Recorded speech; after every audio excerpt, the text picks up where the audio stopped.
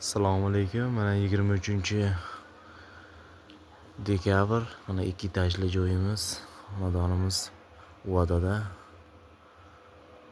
Mana shunaqa xizmatlar, santexnika xizmatlarini qilib bitirgizib beryapmiz uy egasiga. Lichovoy sistema qildik.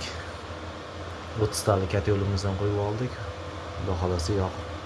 Hozir endi sekin tekshiryapmiz. Mana kotyollarimiz 47 ga chiqdi. 60 gradusga qo'yganmiz.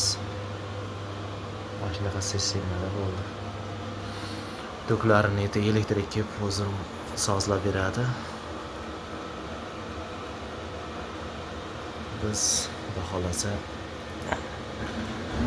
ishimizni topshiryapmiz. Konteynimizga o'tin olib qo'yganmiz.